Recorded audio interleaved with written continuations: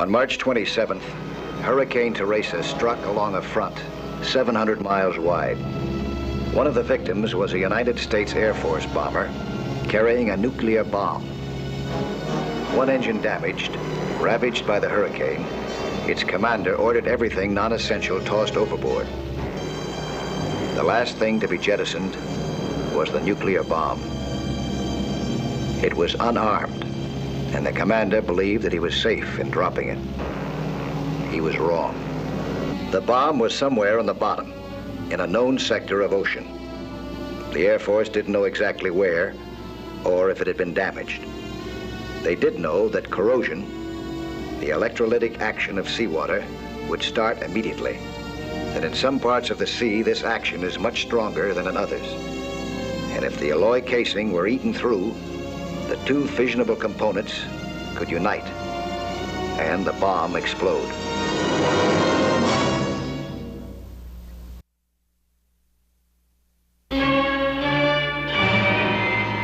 The bomb had to be recovered fast, but it had fallen in the coastal area of another nation. No official expedition could be sent without causing panic. That's why I was called in to head an emergency mission. A week later, I was well into the search. My two colleagues were ex-frogmen like myself. I was diving with Paul Redman. We were working the area near a cave. We were operating in deep water, and the bottom was rocky. But the big problem was time. We had to find that nuclear bomb before the corrosion got too far. When we reached the cave, I motioned to Paul to go around.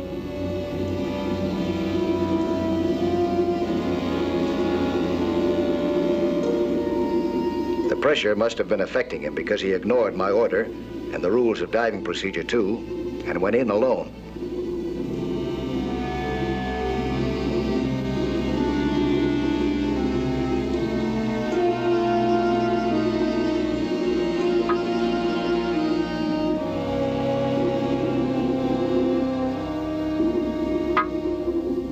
Suddenly, I realized what he had done and rushed into the cave.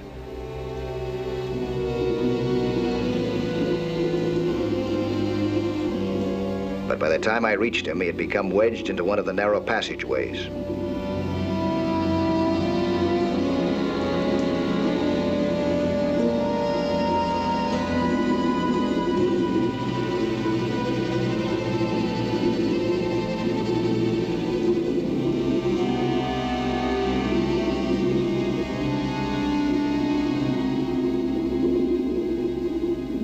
When we reached the surface, Paul was unconscious. I knew that he must have swallowed a lot of water.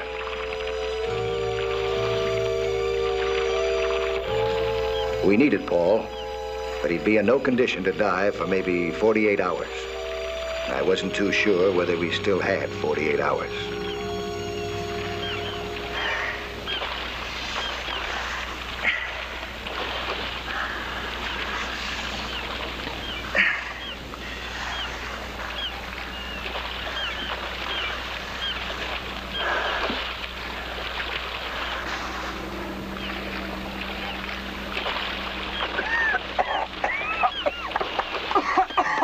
How do you feel? Like a dish rag. Put him over here. Right. Get this one going. Sorry. My fault, Mike. Get a blanket.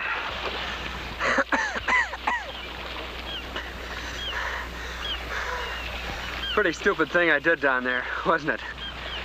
So you won't do it next time? Next time?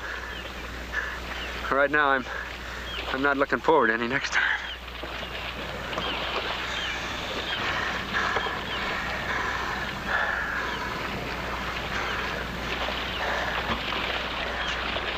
When we'd arrived 4 days ago, I'd put a piece of metal into the water to test for corrosion. Looks like a piece of Swiss cheese. And that's after only 4 days down the water. Look at that. We had less time than we thought. And that whole Navy task force out there waiting on us. Think they could send us any divers? There's not a chance. Our orders are to keep radio silent. Looks like it's up to just the two of us. Hey, look.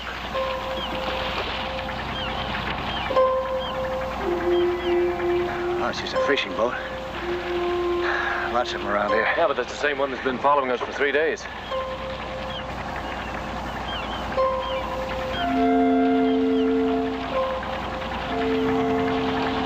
You think those are the same divers? Why else would they be hunting here? These are my fishing grounds. I'm gonna let them characters move in. Pull ahead. I had no idea what these fishermen were after, but I was certain that we couldn't afford to be delayed by anything.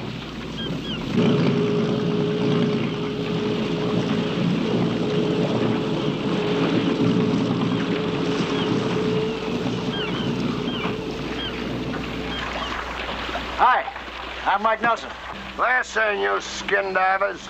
You jokers in them rubber bunny suits are ruining my fishing. Get out. We're running a survey. We'll be finished soon. You're finished as of right now. I don't want you characters fouling up my fishing grounds. Listen, according to our charts, these are open waters, see? I've been fishing these waters for 8 years. I don't care what your charts say. I say get out. We're not after you, Tuna. Yeah? What about pearls? Pearls? Here? Yeah, here. I picked one up here about 5 months back, but some joker in one of them bunny suits stole my marker. Any more pearls come out of these waters belong to me, Jack Rogan. We're running an underwater photographic survey. Now, that's all. Oh, yeah? That's what you say. I don't believe you. Get off my deck, Rogan.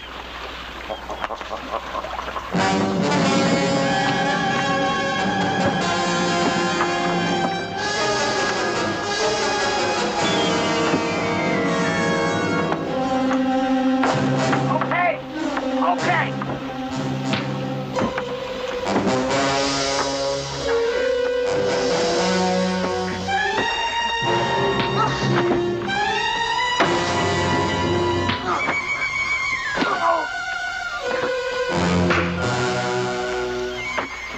How will you get off my boat? Come on, you up, gone.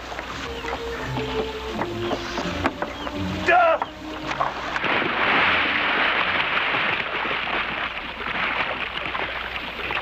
Well, you wanted this water, Rogan. You got it.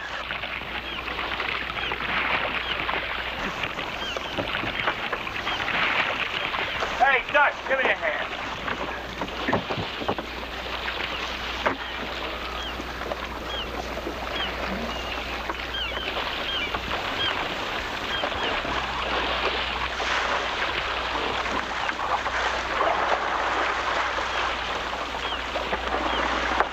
All right. Next time I won't be so easy on you. Now get out of here. Let's get underway. I said get underway!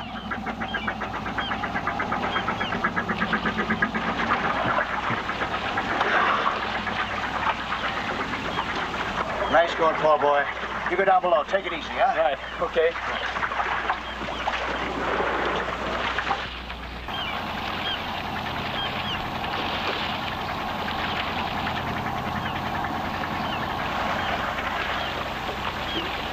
Nice little exhibition, Skipper. What else can I do? Tell him the truth? Let him in on our secret? Come on, we waste a lot of time. Right. I get the idea. Looks like double duty from here on, huh? I didn't feel any more like diving than Stan did. We'd already put in a day's work. But that bomb was somewhere in the area. And with every tick of my watch, it was getting closer to an explosion. The Navy scientists had warned me that the bomb's casing could be completely eaten through by electrolytic action. And our testing sample had shown us that it was happening even faster than they'd estimated.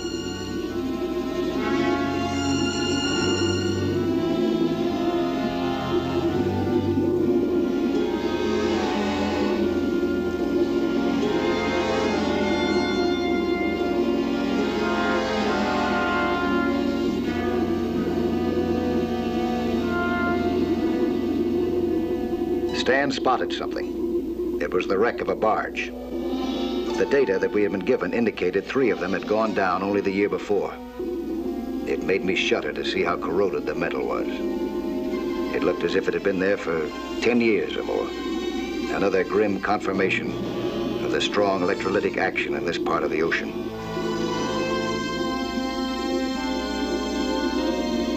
We were searching systematically by spiraling outward from a fixed point. Eventually, we'd find it by that method. But when? Then we saw something that looked like the bomb. For a moment, I thought it was. But it was only a few oil drums, probably off a freighter.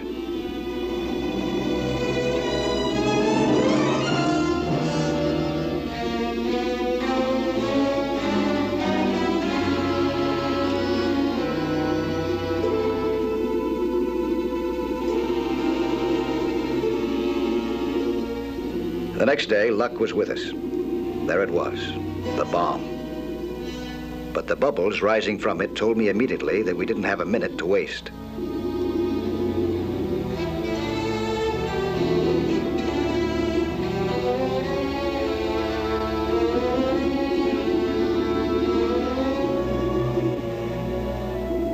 We examined it and found it in even worse condition than we had feared. Besides, it was wedged in the rock so tightly that I didn't know how we could move it.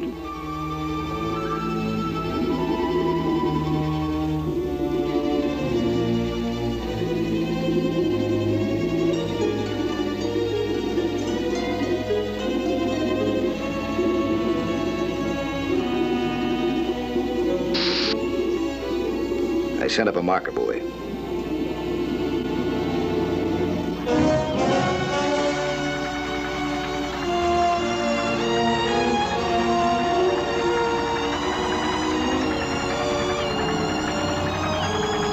That's it. They found that pearl then. You sure, Skipper? You think they're just playing with balloons? Well, I'm not fooling around either. They just bought themselves a peck of trouble. Let's go.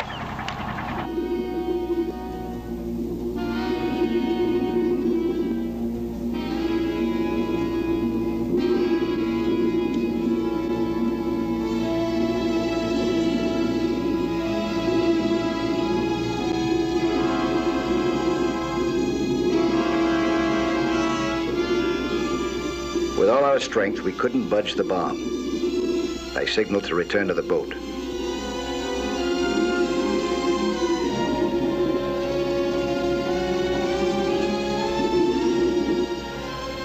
All of a sudden, I looked up.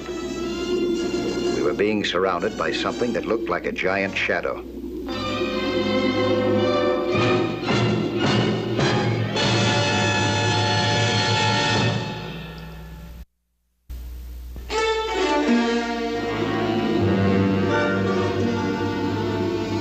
It wasn't a sea monster, but it was trouble.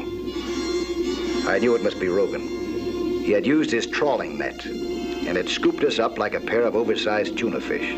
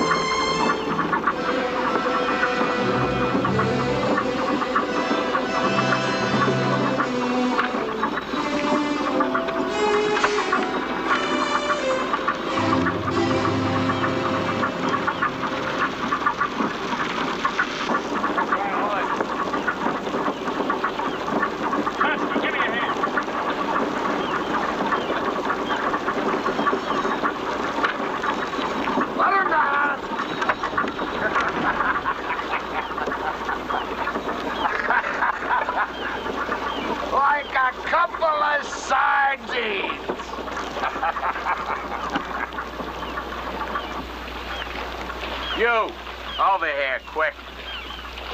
Well, did you find those oysters down there? You know what I'm talking about, the pearls. I told you before we weren't diving for pearls. Let him go ahead. Let him play Captain Kidd if he wants to. You got nothing to say about it. All right, you two. Come on, out of them rigs. Come on!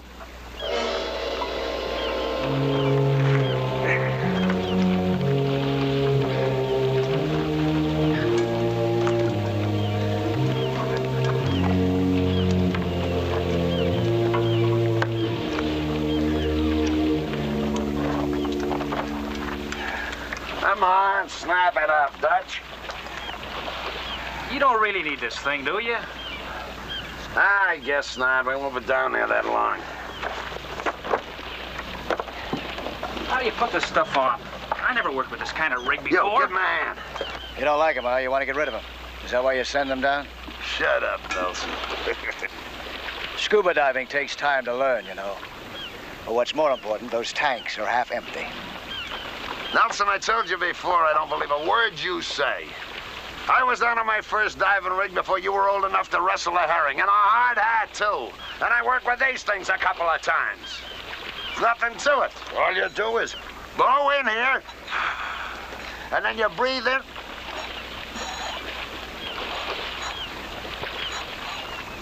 What's the matter with this thing? There's nothing wrong with that thing. You gotta turn the valve on before you can get your air. So I forgot. Turn the valve right on top. There's another thing you better not forget. Don't hold your breath when you come up, or you'll explode your lungs. Skipper, maybe we better not try. We don't know too much about... I'm going down. You're my first mate. Where I go, you go. I'm not looking forward to taking those tanks off your dead body. Grow up, Dutch. He's just trying to get you good. Relax. You never stop trying, do you, Nelson? Come on.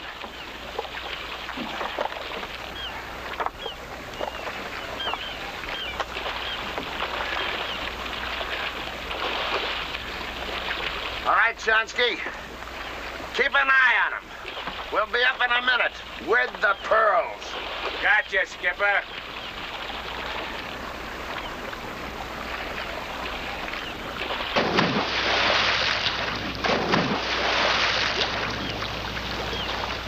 Those stupid fools. We got half the United States Navy out there. We can't do a thing about it. Well, we could send up a flare. Hey, Mike, what happens if friend Rogan spots that bomb? There goes another top secret. Yeah, that doesn't bother me too much. I don't think you'd be able to tell the difference between that and any other piece of wreckage. But it's that bomb casing.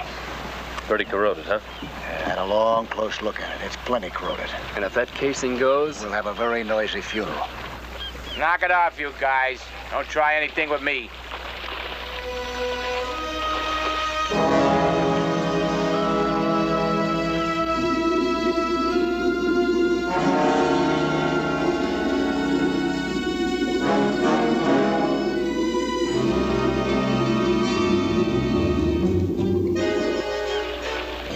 Hey, how much air those gizmos carry? Just about used up by now. They're probably in trouble. Better let me go down and take a quick look, huh? Skipper says no. It's no.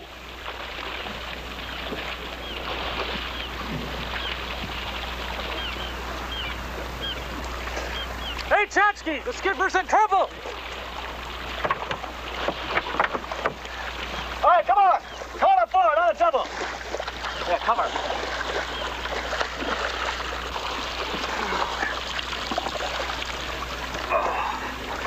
What happened? A big clam. I never saw nothing like it. A real monster. It's got the skipper. Stan, give me that underwater flare.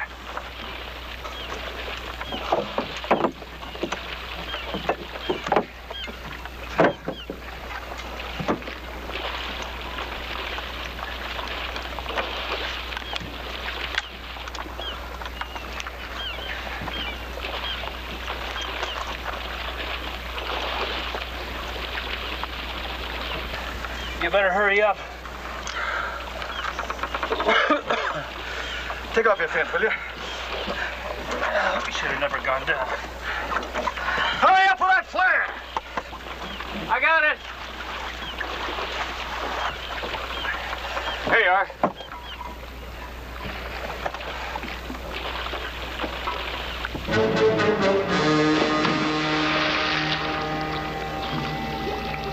Rogan was in trouble, all right. His arm was trapped in a giant clam. His air was almost gone, and he would soon have drowned. I tried to pull the shell apart, but the grip was like a steel vise. I didn't want to use the flare if I didn't have to, for fear I'd burn Rogan as well as the clam. I hacked at the muscle with my knife, and I didn't even dent it.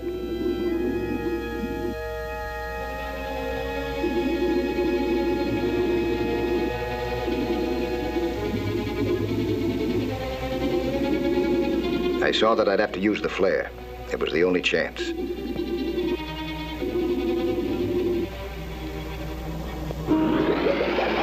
I lit it and shoved it into the clam.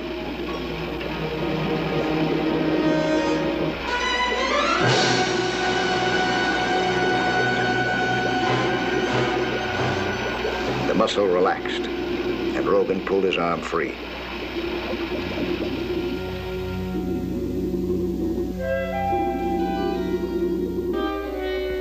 I helped him up to the surface.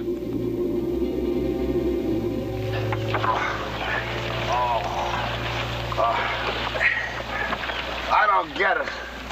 You don't get what? We hijack your boat, push you around, and you saved my life.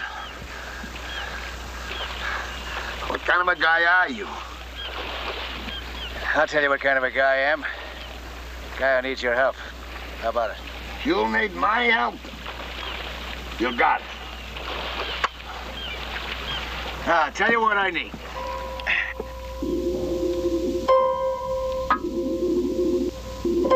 Rogan cooperated just fine. He was a good man on a tough job. We had everything rigged inside of an hour. But Rogan and his men had no idea that their trawler was rigged to the world's most dangerous object.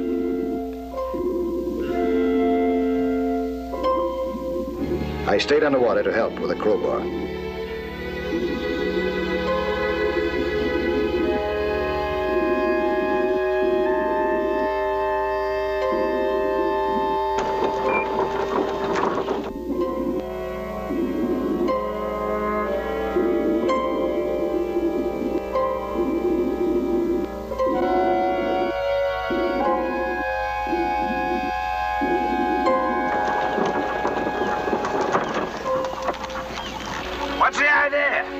Sounder isn't given. We're liable to capsize. Well, then we capsize. Hit that throttle. But we're liable to sink your ship. I said hit that throttle, you wet-nosed ragback, before I got you.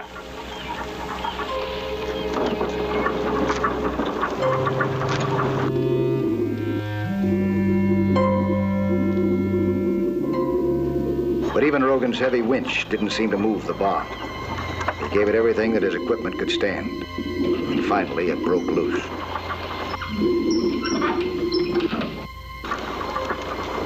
All right, got it. What for? We play it just like we're told. We break it loose and then wait. Is that right? Right. And thanks. Rogan never did see the bomb. We were ready now to keep our date with the United States Navy. Cast off! Right. Thanks again, Rogan. Just one thing more, Nelson. When you get into port tomorrow, will you tell me what this is all about? I'd like to, but, well...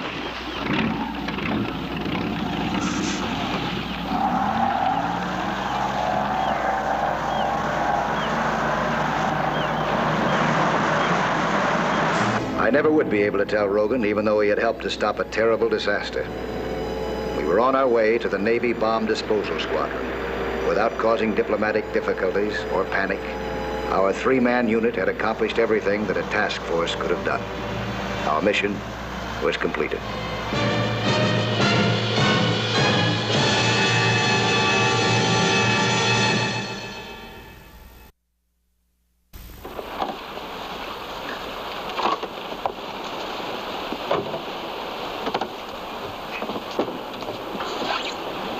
I'll be back next week at the same time with another sea hunt story. Plan to be with us again, huh?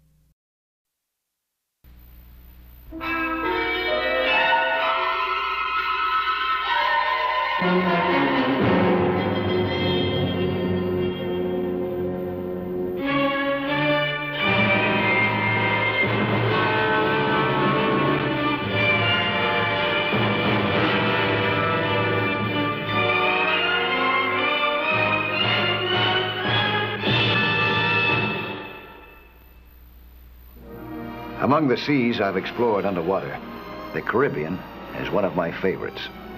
So it was a great pleasure to spend my vacation there.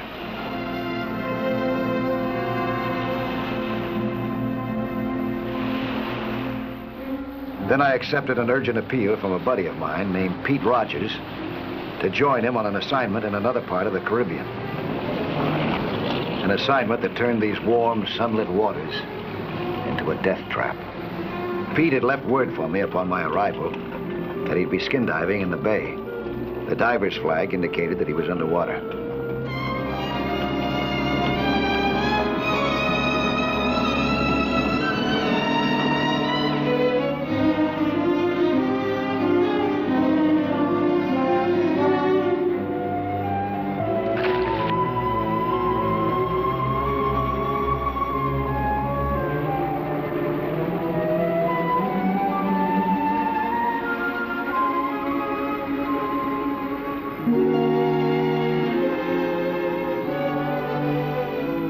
I didn't see any air bubbles, but I figured that he was swimming some distance away from where he had his boat anchored.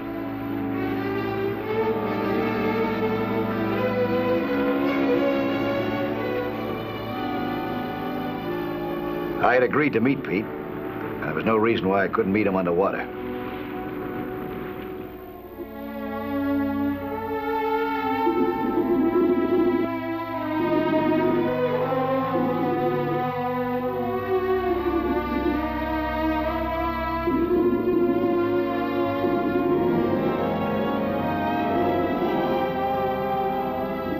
At first, I didn't see any sign of Pete. Then, some yards ahead of me, I saw him. There were no bubbles. Then I realized why. He was using a rebreather diving unit. A rebreather doesn't produce bubbles, but something was wrong with him. I had an idea what it might be. If the carbon dioxide level builds up on a rebreather, it can be deadly. I wondered why Pete had been willing to risk his life to test this experimental device. I didn't know that both our lives would soon depend on its operation.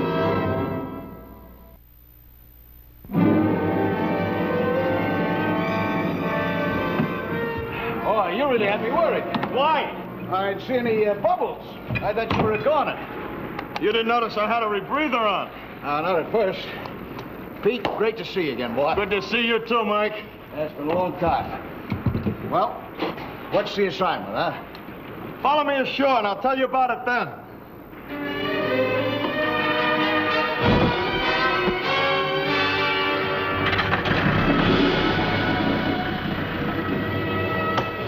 20 minutes later, when I saw Pete's improvised laboratory, I realized what an ambitious project he was working on. They're trying a workable rebreather. Don't sound so doubtful. This isn't anything like the kind we experimented with in the Navy. Rebreather theory is a great one, but I've yet to see one that's perfected. This one's close to it. Logged 8 hours testing it without anything serious going wrong. Yeah? Well, I'll stick to my old-fashioned rig. The open circuit variety. Can't, Mike. At least not on this project. Why not? The fellow I'm working for made it very clear that if I called you in, you were to be told nothing till he arrived. What? Oh, just be patient now. He'll be here in a couple of days. Who is he? Do I know him? No. No, I wanted you down here in advance because once we get the okay, we'll have to move fast. Well, sounds interesting. Liable to be a lot more than that, Mike. Well, spying has always held a fascination for me. What gave you that idea? Well, the main advantage of a rebreather is a military one. No telltale bubbles, isn't that right? You're fishing for information, chum. Save your breath. Hey, wasn't around here someplace that Johnny Bailey had that accident? Was he testing one of those rebreathers of yours? Wasn't ready then. If it had been, he probably wouldn't have been murdered. Murdered? Sometimes I talk too much.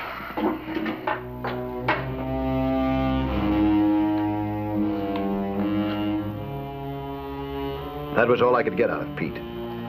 For the next 2 days, I watched him put together a second rebreather. He wasn't satisfied with the way the other one was working. One of the big problems was to set up a trouble-free absorbent to eliminate the carbon dioxide that the lungs manufacture. The following morning, we put out to sea. Pete gave me the course. He obviously was heading for a particular spot, but I still hadn't been told anything, and I was getting a little annoyed with all this secrecy.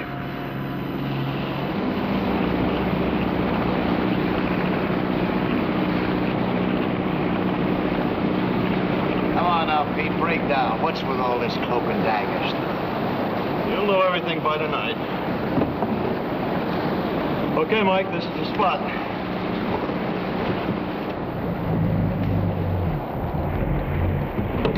Now, why this particular spot? Well, there's a good reason. But you're not about to tell me. Not till tonight. Now, how about trying out the rebreather? We'll have to get used to it sooner or later. I'll stay topside.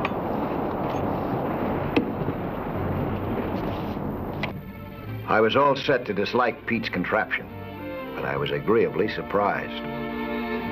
The nitrogen in the air was recirculated. Oxygen was fed in automatically to replace what our bodies used. The carbon dioxide from our breath was absorbed by a special chemical. That's why the unit didn't leave a trail of bubbles.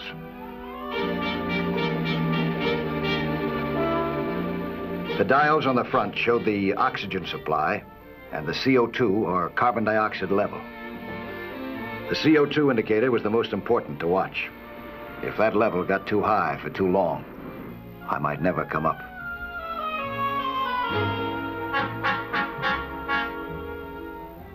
I tested the unit in all positions. Everything seemed to check out right.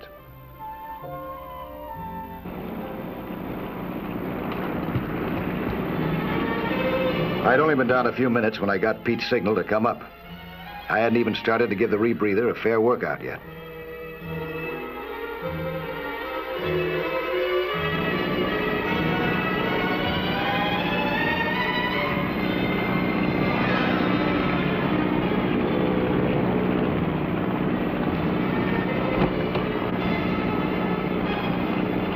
It's a rush. I thought you want me to test this thing.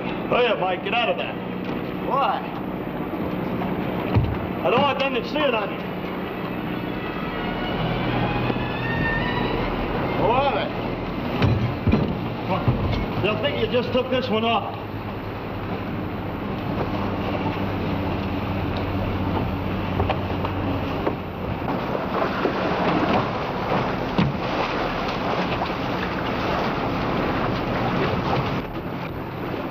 Let me do the talking.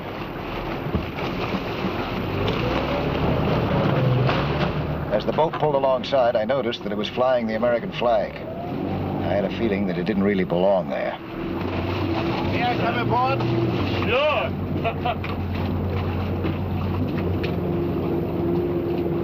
I'm Harry Porter. This is my friend Bill Seeley, down from New York on vacation. Understand this is a great spot for skin diving.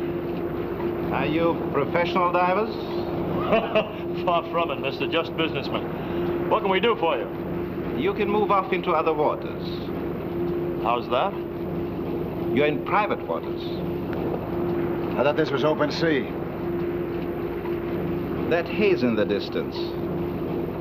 That's the shoreline of Monarchy. I own it and you're within the 3-mile limit. I can't see what harm we're doing.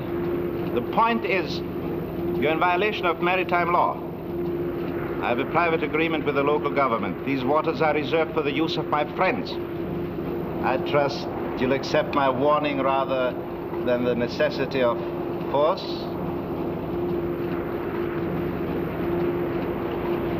Doesn't make any difference to us. I suppose it's just as good diving outside your 3-mile limit. Sorry we caused you the trouble. Well, goodbye, gentlemen. Happy diving.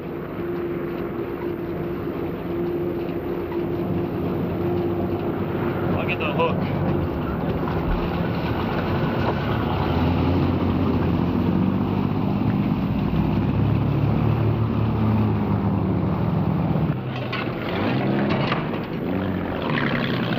Now, is that someone you were expecting? I was hoping he wouldn't come. I was sort of making a test run. To find out if he was on duty, huh? Yeah. You want to tell me about our friend? Is that what we're after? Yes. His name's Frederick Jorgensen, a multi-millionaire. No, he's no friend. Not to the USA. State Department's been worried about him for a good long time now. You think he bought that story of yours about us being down here on a vacation? No, and it's going to make it a lot rougher. They'll be watching for us. Where? The Mono Key? If we can make it. Johnny barely didn't. Oh, that's what happened to Johnny, huh? That's what happened to him. What's so important on that island? Not on it. Underwater in a narrow channel leading to it. We think Jorgensen's secretly building an underwater submarine fuel dock.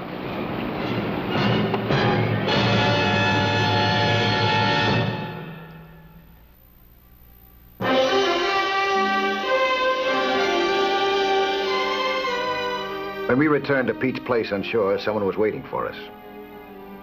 Pete introduced him as Robert Stone, but I had the feeling that a title belonged in front of that name, like Colonel or Commander, or maybe a secret agent. Now, what we're specifically interested in are photos of the fuel dock and its exact location. Undoubtedly, Jorgensen will take every precaution to keep you away. We'll need another week. The rebreathers need a lot more testing. Well, what I'm trying to say is we haven't any time left. The rest of the equipment to complete the job will be delivered to Jorgensen in the next few days, and they'll be working down there. D-Day has got to be tomorrow. Tomorrow? Why are we working through official channels on this deal? We tried. No success. Maybe the local government is tied in with Jorgensen. Maybe they're just sleepy. I don't know. I do know we can't wait. Our government is behind all this, isn't it? I mean, what we're doing? Yes, unofficially. I thought so. Ostensibly, however, we're just private citizens, nothing else. If we're caught, we're on our own.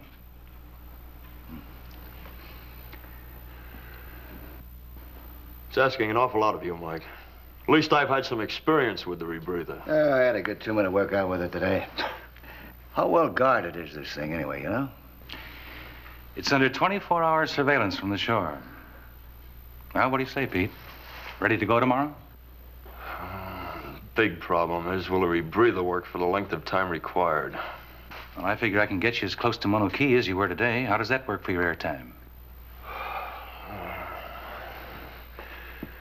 Well, figuring not more than 5 minutes in the channel. Just about on the nose. That is, there's no trouble with the rebreathers. I see. The success of our mission was going to depend on accurate timing. We studied our plans carefully because any mistake would probably be our last. We slept fitfully, and by dawn, we were heading for Mono Key.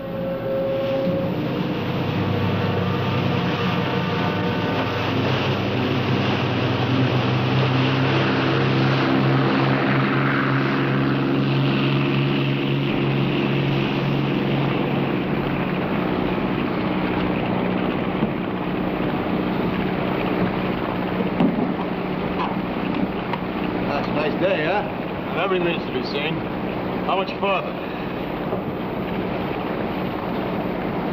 Hey, there's a boat over there, heading this way.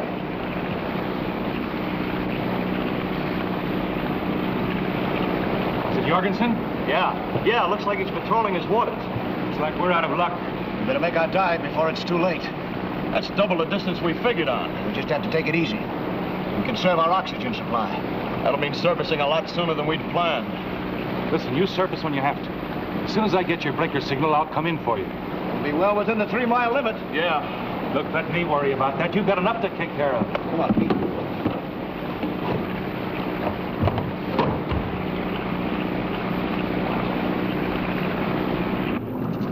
Do you make out the two divers?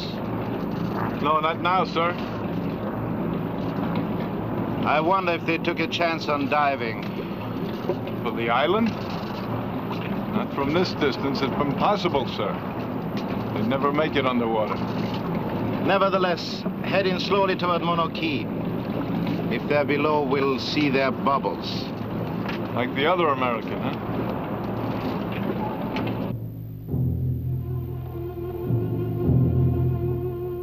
Our objective, the channel of Mauna Kea, was due west.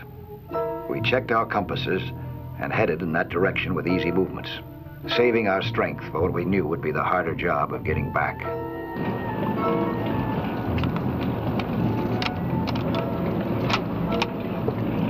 When we reach the channel, we shall anchor and wait for them. That is if they're coming this way, sir? Correct. So far, no bubbles, therefore no diver. But we shall take no chances. So far, the rebreathers were working perfectly. Occasionally, a few bubbles escaped from our face masks, but not enough to give us away. I began to think the assignment might be a lot easier than we had anticipated. Now we were in the channel, and there ahead of us, we saw our objective. As Stone had said, it was still incomplete, but there was enough of it to send a grim shudder through me. We moved in for a closer look.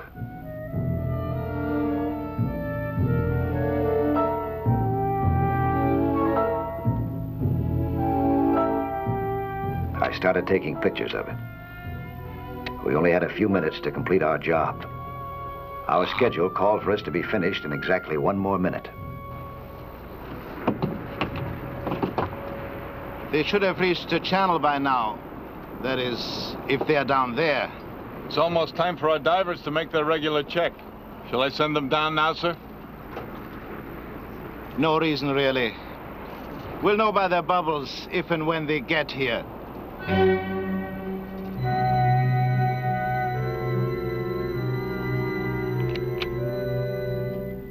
I finished with 15 seconds to spare. I had the crucial photographs. The worst was over. Or so I thought.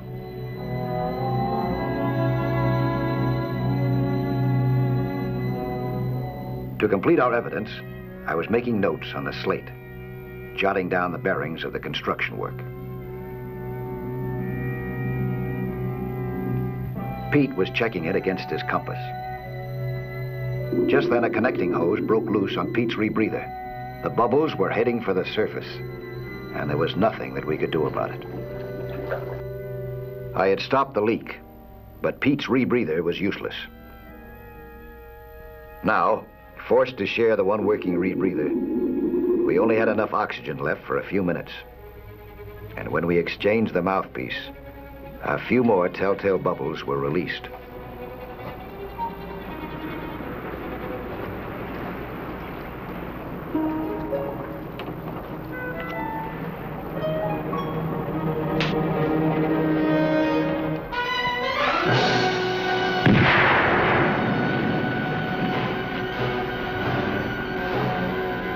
Jorgensen was using explosives. The explosions were far from us, but we felt the shock waves. We had to put as much distance between us and Jorgensen as possible, and there was no time to lose. What is it? They were bubbles. Where? I don't see anything. There were just a few. They're gone now. They'd have to leave a continuing trail. We'll keep watch. Send the divers down.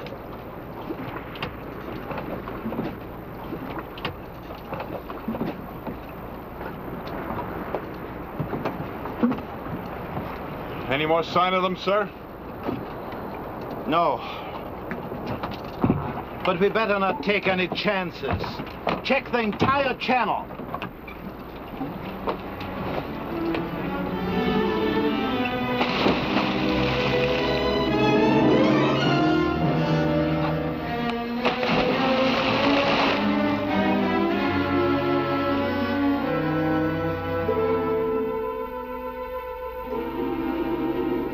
Jorgensen's divers. If they spotted us, we were as good as dead. I noticed a ledge we could hide under. If we could stay concealed and buddy breathe without showing any bubbles, they might miss us.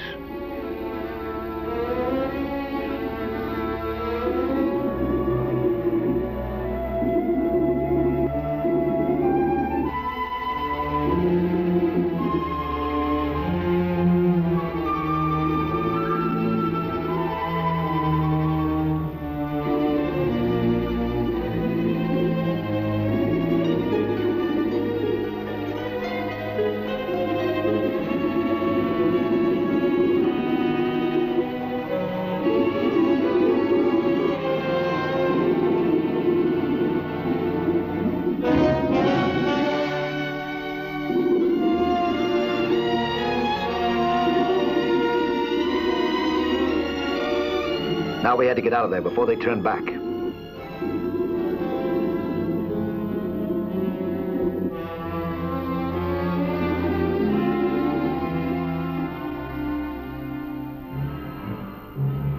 Our oxygen supply was dwindling too fast.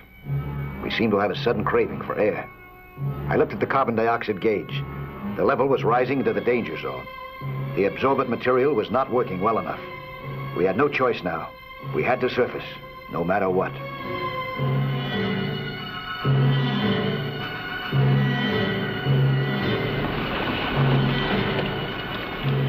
We saw Stone cruising in the distance. We had blinkers to signal with. Jorgensen's yacht was anchored, but we were within rifle range of it. We could only hope that Stone would spot them first and reach us in time.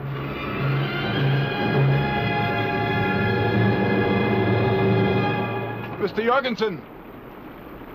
Over there, beyond the channel. It's the same two divers. They're signaling for help. See if you can pick them off.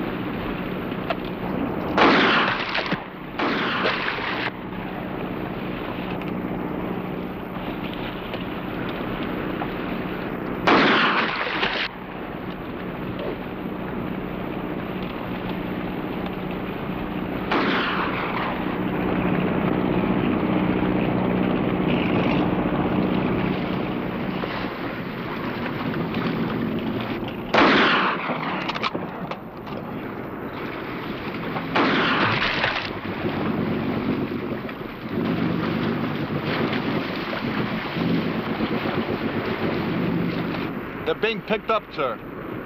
Hurry up.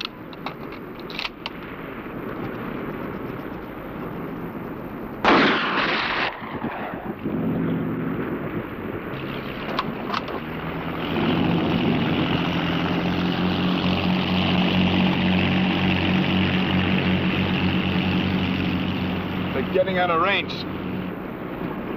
Shall we go after them?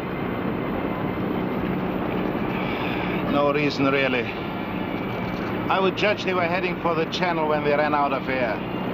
Long as they didn't make it, we're safe.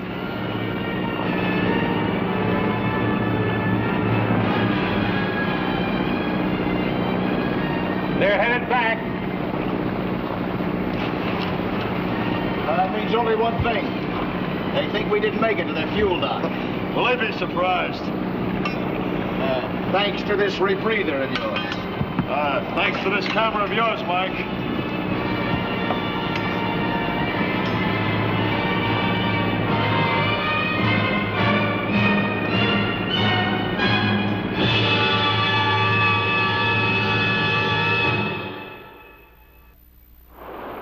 Hello there. I'm Lloyd Bridges. Skin diving is fun and adventure for young and old, but it can be dangerous. So know the sport well and don't take any chances. Be with you next week for another exciting sea hunt.